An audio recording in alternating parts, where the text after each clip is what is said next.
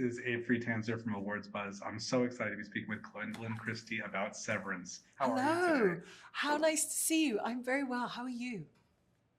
Good. I'm excited to have the chance to talk to you, and I assume you're excited to be able to talk because this is not the kind of show where you're really supposed to say a lot to people until they see what's actually happening. Well, I'm used to being like a vault. I take great pride in not expressing any of the storylines of anything I'm in if that's required. And I actually really enjoy the secrecy of it. So in some ways, I'm sad that I'm not walking around with my magnificent secret, but also it's strange to be uninhibited and be able to talk about these things. I haven't seen the finale yet. I will see that tomorrow night at Paley Fest with an audience, and I'm very excited to see it. I've been watching the show week by week along with everybody else, and it's been a wild ride. I've loved every single second of it. That's great. I mean, I think most people would be disappointed because they saw you in an episode. They expected to see you again. They will see you again in the finale, but what did you know about this role when you first found out about it, and how did the process of you becoming attached work? I didn't know anything at all. I just badly wanted to be in the show. When I watched season 1, I was shocked. I wasn't expecting to be delivered a television show that was doing something entirely new and was turning genre on its head, was delivering performances the like of which we'd never seen, for some brilliant actors that we've known for a long time and new actors, or those we were perhaps less familiar with, just outstanding performances across the board, characters that you fall in love with, even through their horror. You become very attached and intrigued by. So I badly wanted to be a part of the show. I was obsessed with the show. I watched the show 3 times, all the way through. And at that stage, I wasn't sort of looking for clues in the same way. I want to go back and really mine season 1 again. But I just desperately hoped to be a part of the show. And then, so it's a very long story. I watched Escape at Dannemora by Ben Stiller. I've always been a fan of Ben Stiller. I think all his work is just phenomenal. Zoolander is one of my favorite films of all time. Escape at Dannemora was just sensational and such a bolt from the blue, not what we were used to seeing from Ben. And again, magnificent performances and strange and bizarre world, but very gritty, very real. And we met, and I said how much I wanted to work with him. And then I saw the show. I loved it. I was angry that I wasn't in the show because I thought it was so brilliant. I thought they'd never ask me to be a part of the show. Of course, would never be asked to be a part of that. Just wouldn't ask me to do that kind of work. And then I was having a real dark night of the soul and thinking that, all of this is quite pointless as a creative. And I woke up to an email from Ben's producer asking me if I would like to be a part of the show, and they would develop the character for me. And it was the most sublime gift I could ever have thought of. I never thought that would be the case, but I had one more thing, which is very typical of me. There was one more thing. I really hoped it would be something to do with the goats. And when I found out that I was in charge of the goats, over the moon. Where does the interest in goats come from? From the show, because in watching the show, season 1, week by week, that moment where we hear the goat cries is unlike anything else we've seen in the show so far. Nothing like that is featured in the story. It's so out there. It's such a wild card. I was gleeful about it. I think I said out loud, I can't believe it. I can't believe they've gone there. I cannot believe they've gone there, because the show had just got wilder to me, and the concept wilder, and you realize that the world was capable of a lot more than you had ever predicted or ever considered before. It was really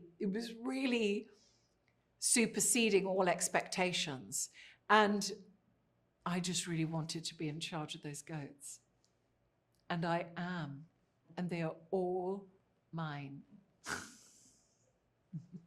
Well, I've been talking to some people who are also watching, and I feel like this show very much follows a formula that was popularized by Lost, which is like you see something happen, you're like, oh, we have to know more about that. But then episodes and episodes and episodes go by without a return to that. So I assume that there's a larger sort of backstory to the goats and to your character that we get to see in just, I think it's only like 3 or 4 scenes total in the whole season, right? Yeah, it is, but it's so fascinating to me how powerful that's been. And it's testament to the great storytelling that the whole creative team on Severance have devised. They've really, I mean, I don't know how many scenes it is, but I just found the character endlessly fascinating and the circumstances and the environment. I thought it was sensational and it was really thrilling to play. I found it quite outrageous as well. And Ben wanted to pull something out of me that hadn't quite been seen before. I'd never played a character quite like this.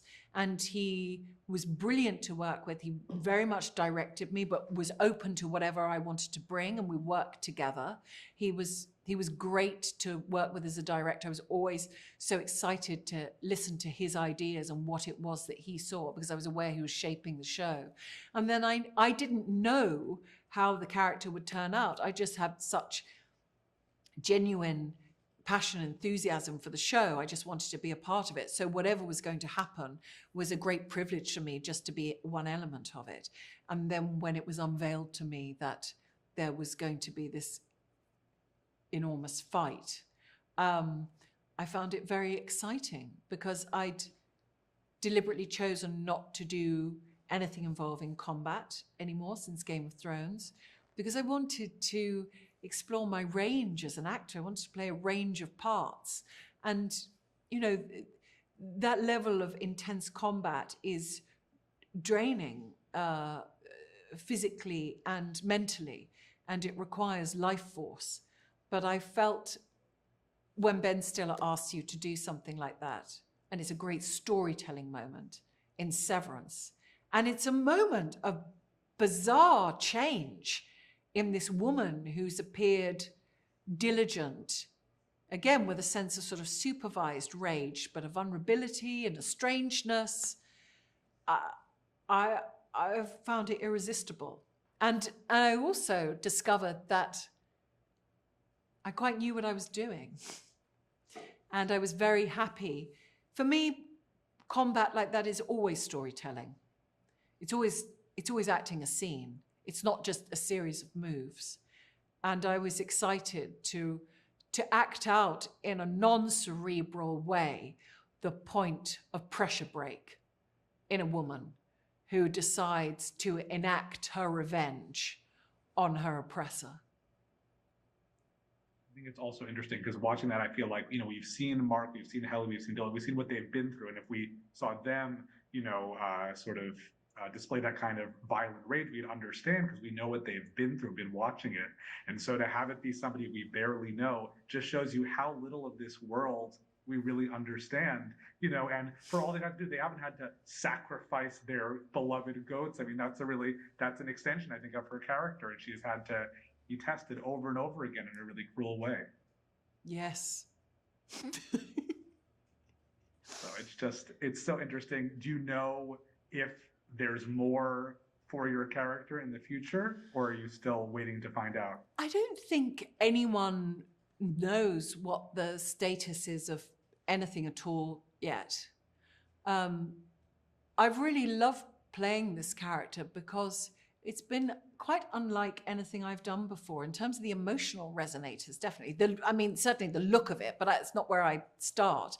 I was thrilled to work so collaboratively on the character. It's what they wanted. They said they wanted me to really collaborate, and I only had about 4,000 references for hair. You know, I brought a lot of research to it. I looked at Cindy Sherman photographs. I looked at Martin Margella Hermes, I looked at Rebecca Horn, I looked at Carolee Schneeman, I looked at so many different things and different aspects in a visual way, and in terms of what the look would be, and work so closely.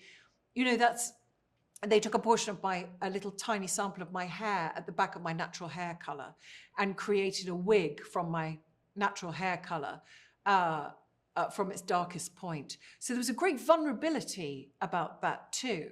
And they put some strands of gray in it, and we wanted to work on the face for it to be severe, you know, and I really wanted to, everything I do, I want it to be different from anything else I've done before. And I also wanted to create a character that was totally in tune with the tone of the show, but distinct. And I'm so genuinely grateful that I was afforded that creative opportunity. And everybody was so respectful and welcoming and wanted my ideas and wanted to work together. And it became just something else. It became one of the most sumptuous things I'd worked on. I worked on it in a different way to how I'd worked on anything else as well. You know, going out into those fields and being with those animals. And it's a very primitive environment. You know, you're out there in the fields in all weathers as well. It's, it brought about something else in me. And I was happy to see that animal unleashed in the final scene. So I adore the character, and I would really love to go on that voyage. I know that Game of Thrones had a very fervent fan base, but it sounds like you're part of the very fervent fan base for Severance. And I'm curious how you think those two, I mean, I'm sure there's a lot of crossover, people who love both shows, but how you think those two populations compare to each other. I don't know really, because I don't think I've had enough experience yet of the fandom. Of Severance. I'm very aware now that people have embraced this show and they love this show. And I think it's so in tune for our times, this idea of mystery. You know, in an information age, in a world where it's about facts and answers and immediacy, we are denied all of that. And it puts us in an extremely creative position as viewers. You know, we're generating all these storylines of different characters. We've got all these feelings for different characters and the relationships that they're in. We're rooting for these people. We feel it inside of ourselves very strongly, and it unites us as well. And that is the great privilege for me, is to be a part of something that people love. And they are loving this. And it's generating creativity in terms of storylines, narratives, artworks, people talking about it. People are talking to me about it. People are asking me. Actually, never before have people texted me with such regularity, demanding answers to things in the show. They're close friends. And they don't like being denied the information. But it's thrilling to know that's the impact. And it's also rejuvenating in our lives to have a cultural moment that we can come together and love over a period of 10 weeks. We get that. Well, thank you so much. I look forward to very slowly hearing more about what's to come. Thank you very much. Thank you.